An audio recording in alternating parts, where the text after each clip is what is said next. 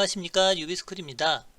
CAD 기능 중 신축 기능에 대해서 알아보도록 하겠습니다. 신축이란 객체의 형상을 크기를 늘리거나 줄이거나 할 수 있는 명령어가 됩니다. 명령어로는 S라고 하는 명령어를 입력을 하시면 해당하는 객체를 선택하는 방법이 있는데, 이때 실수를 먼저 한번 해보도록 하겠습니다.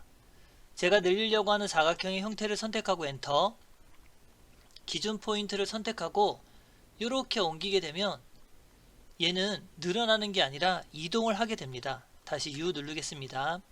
다시 S라고 하는 명령어를 선택하고 해당하는 포인트를 이쯤을 늘리겠다고 생각하시고 여기를 베이스 포인트로 늘린다면 지금처럼 이렇게 한 모서리만 늘어나는 경우가 생기실 겁니다. 그래서 스트레치를 쓸 때 이렇게 두 가지의 형상을 많이 실수를 하게 되시는데, 이렇게 하기보다는 지금처럼 S 엔터, 이 사각형의 크기를 이쪽 방향으로 늘리려고 한다면 이 선이 붙어있는 끝점, 이 선이 붙어있는 끝점을 포함한 이렇게 선택을 해주시고 기준 포인트를 선택한 후에 50만큼 입력하시면 이 형상이 늘어나는 걸 확인할 수 있으실 겁니다. 다시 U 엔터요. 이 크기를 늘리려고 하는데 지금처럼 이렇게 끊어진 객체가 있다고 생각을 하고 작업을 해보겠습니다. S라고 하는 명령어를 선택을 해서 지금 이 안에 있는 선택하는 방법을 우리는 밑에서 위로 올라가야 선에 이 영역에 걸치는 게 다 선택이 되고, 위에서 아래로 내려오게 되면 완전히 포함한 객체를 선택하게 됩니다. 그런데 이제 이쪽 같은 경우를 선택을 한다고 치거나 했을 때 지금처럼 이 선과 이 선을 같이 선택하고 싶을 때가 있을 겁니다. 그래서 S 엔터, 이때 C라고 하는 명령어를 입력을 하시면 위에서 아래로 범위를 지정하더라도 이 범위 내에 포함한 객체를 다 선택할 수 있는 기능이 됩니다. 그리고 이제 기준 포인트를 선택을 하시고 S 엔터, C 엔터, 범위를 선택을 하시고 엔터, 베이스 포인트를 찍고 늘려준다면 지금처럼 이렇게 형상을 늘리는 기능이 되겠죠. 다시 한번 해보도록 하겠습니다. S 엔터, C 엔터, 해당하는 객체를 선택하시고 엔터, 기준 포인트를 선택하고 이 방향으로 늘리면 되는데, 여기서 또 한 가지 알아두실 게 F8번 키입니다. F8번 키를 우리가 수평 모드로 사용하는 직교 모드인데, 이 직교 모드를 끄고 지금 작업하신다면 지금 화면처럼 이렇게 임의적으로 형상이 틀어지게 됩니다.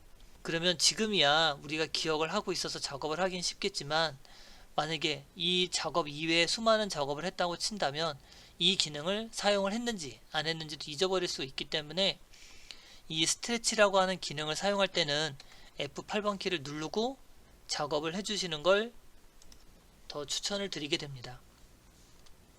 치수 부분에 대해서 알아보도록 하겠습니다. 지금 이 도형의 크기는 50에 50의 사각형으로 되어 있어서 스트레치라고 하는 명령어로 이 도형의 객체를 선택하고 기준 포인트를 늘리게 되면 다음과 같이 치수의 크기가 같이 변하는 걸 확인할 수 있습니다.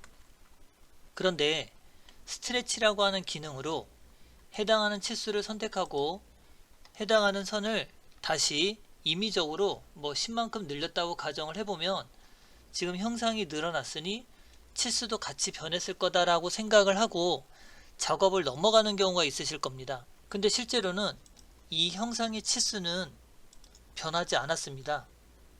우리가 이 명령어를 X로 깨버리게 되면 지금과 같은 현상이 일어나게 되죠. 다시요. S라고 하는 명령어로 해당하는 선을 선택하고 기준 포인트를 이용해 10만큼 늘려놨다 할지라도 치수에는 변화가 생기지 않습니다.